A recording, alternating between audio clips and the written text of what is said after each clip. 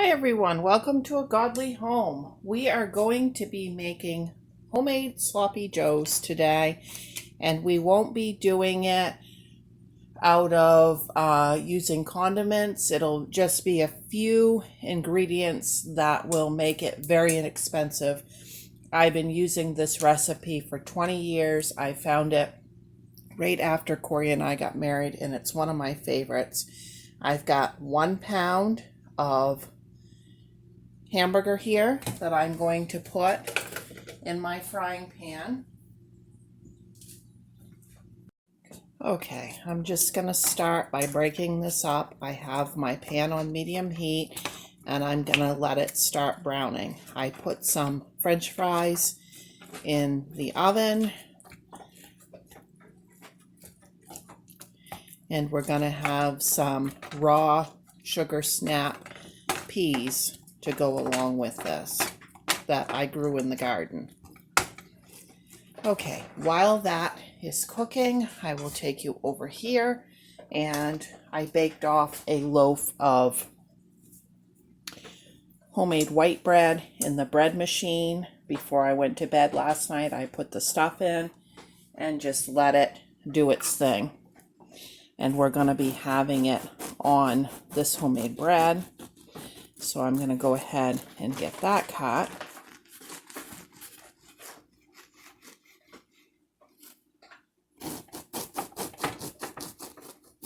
Now, all I do for my homemade bread machine bread is I just shrink down my regular bread recipe. I don't use any fancy bread machine recipe that calls for like powdered milk or anything like that. So this is a teaspoon and a half of dried yeast, 1 teaspoon of sugar, 1 teaspoon of salt, 1 cup of warm water, 2 tablespoons of vegetable oil, and then 2.5 cups of unbleached flour. And then it goes in the bread machine on the basic loaf setting for 1.5 pound loaf at the lightest setting. You can also do just the dough, which I do a lot, and let it do the stirring for you.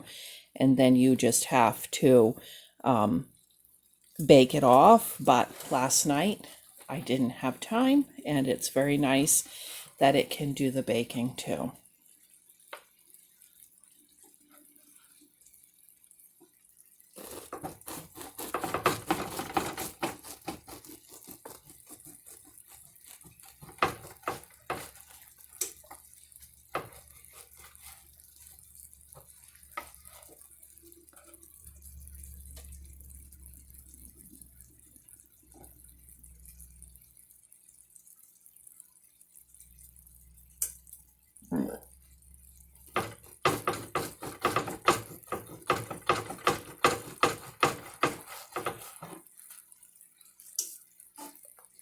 Okay, so I got 5 slices, but they're long, bigger than your normal slices. And then what I do is I just cut those in half because this is way more filling than regular bread.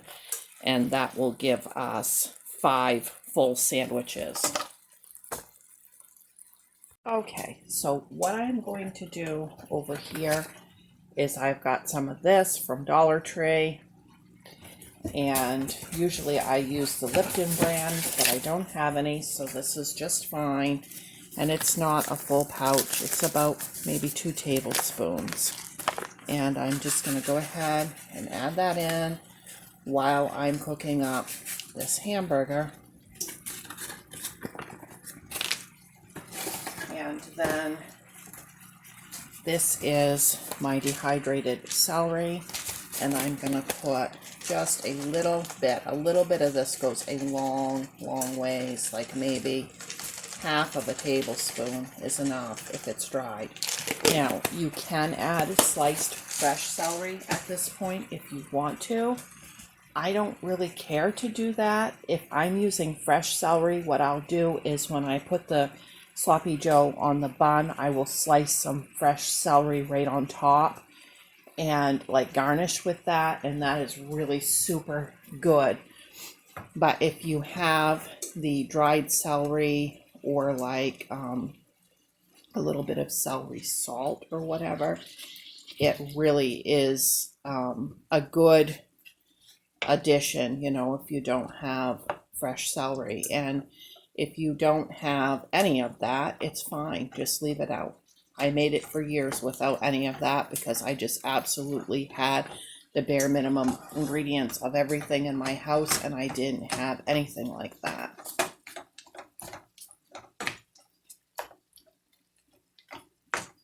Now the recipe calls for using brown sugar, but I am not buying brown sugar right now, so I will be substituting out for some white sugar and a little bit of molasses in the recipe, which is exactly how they make brown sugar. So it's the same thing. It just saves me from having to buy an extra ingredient. I'm really trying not to do that with inflation and stuff right now. It's like, why buy stuff that I already have the raw ingredients to make? It's just less that I have to purchase. I always keep molasses on hand for like cookies and stuff like that. So I'm going to be purchasing molasses anyways, and same with white sugar. So it just makes more sense for me to do that. Okay, we're just going to get this good and cooked through and brown, and then we will be back. Okay, once it gets to this point, I just go ahead and turn my heat down to simmer, and I've got 1 can of tomato paste. This is a 6-ounce store brand. I will get the exact price of this in the video. This is very, very inexpensive. I scoop it out with a butter knife. It comes out way better than with a spoon in that little can.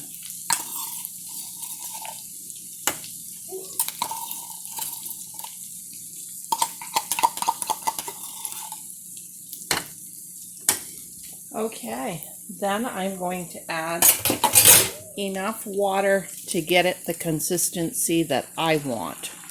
And that's up to each of you.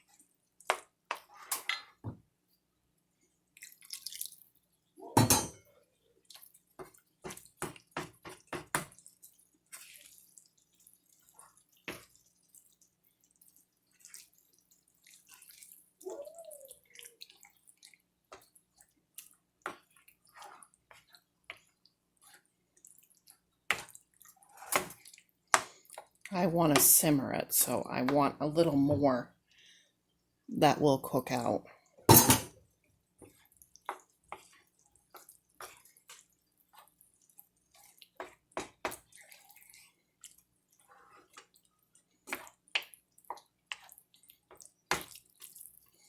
And a little bit more yet.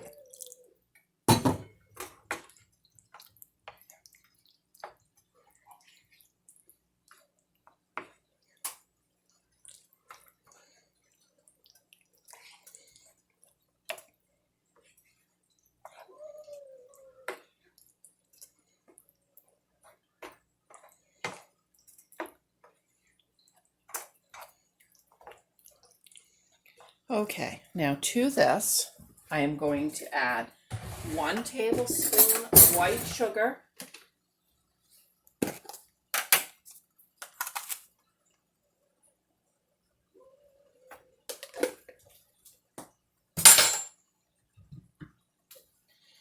just a tiny little squeeze of molasses, and you can replace that tablespoon of white sugar and molasses with a tablespoon of brown sugar if you want.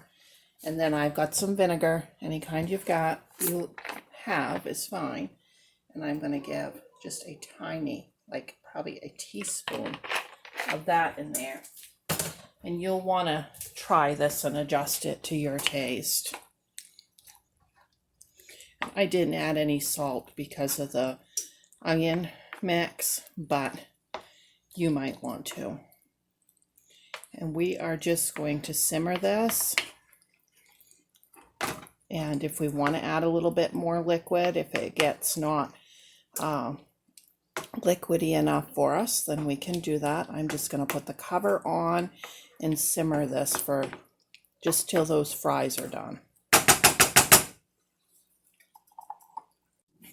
Okay, this is done. I just tried it and it tastes perfect. And you don't want it too sweet. You don't want it too sour. You should be able to taste a little bit of the onion and just try it and adjust it a little bit, because what happens is, like, based on what kind of tomato paste you use, sometimes it's a little more sour than another kind, and that's why you have to adjust it a little bit.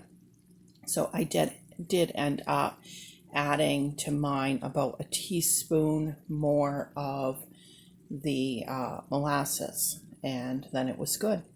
All right, I'll give you a picture of our plates when I get them done. And there is my husband's plate.